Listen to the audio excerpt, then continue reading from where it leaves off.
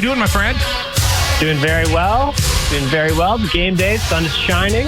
Oh, yeah. Lovely April afternoon, or lovely April morning. Beautiful. I like talking to you on game days. Lots to talk about. Let's discuss the Monday night game with the Habs. Grant it was fun, wasn't it? Yeah, that was fun. But Grant and I had a particular observation. Was that one of the better hockey games this year? Just in general? Yeah.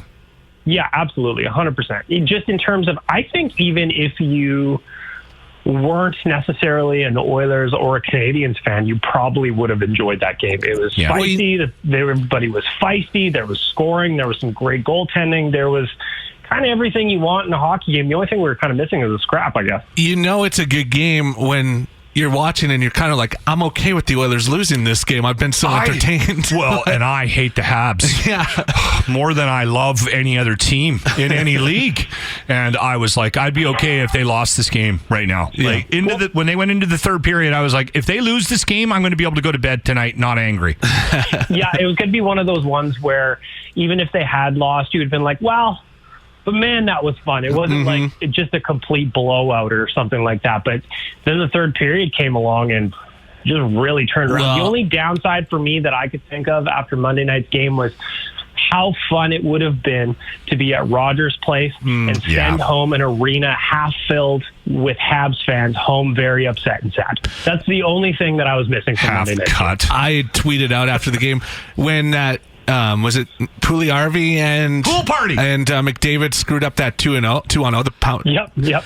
It looked like McDavid was embarrassed by that, and he turned it into another level. Yeah. He was like, that's not happening again. I'm taking over. He shifted Well, when gears. that happened for me, I thought it was going to be one of those nights where I'm like, this just isn't going to go the Oilers' way. Like, they don't have the luck tonight. And I was very, very happy to be wrong because the Montreal Canadiens have kind of stolen the Oilers' lunch money a little bit this year, and I was happy to see them turn that one around because you got to know that one felt good in the dressing room as well. Even just, I don't know, but I watched the highlight of Ethan Bear's goal probably 10 times at this point, and he was fired up. And then not only that, Jack Michaels, his call has been excellent. So he just adds another layer onto there that just really ramps up the excitement. I love Jack's call. You know what? When he's not on, I'm like, because they're moving guys around, and I think a lot of it has to do with COVID. He doesn't do the national games and things like that, and I'm always disappointed when I don't hear his voice at the front end of a game.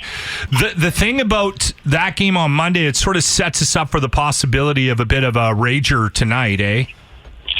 Yeah, we'll see. Like, I have no idea what to expect. Are they going to carry that over? Is it gonna kind of be what we all thought that the North Division would be, where eventually these teams just played each other so much that the animosity would build up? And, you know, with the way Monday night went, I would not at all be surprised to see a very rowdy, feisty hockey game. Yeah. Or maybe the coaches kind of like to want the boys to just settle it down a little bit and be like, okay, focus on the game because you're getting out of hand. Especially with refs now. You never know what's a penalty at the best of times. So I honestly thought they were going to lose control of it on Monday night, and it would be kind of fun if they did tonight, to be honest. I was thinking, with the injury to Carey Price, maybe they'll be looking for a little redemption and everything else, and maybe put Cassian up on the line with the boys. You know what?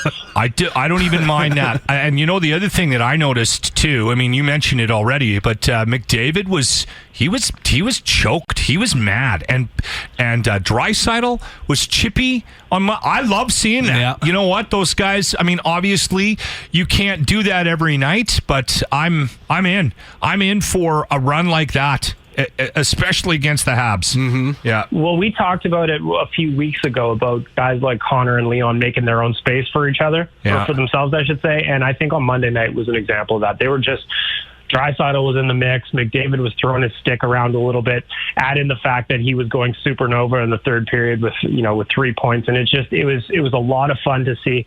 I think that was probably, you said it, it was the best game of the year to watch. It was a lot of fun. Really looking forward to tonight's rematch. Hoping for some carryover there. So the Oilers are bringing up that kid Ryan McLeod, who is lighting up the AHL right now. And so he's coming up from Bakersfield. I don't think he's playing tonight from what I've seen. Yeah, he's got to sit in a hotel room for 7 days. We might see him on Monday against the Jets. But what do we know about Ryan McLeod?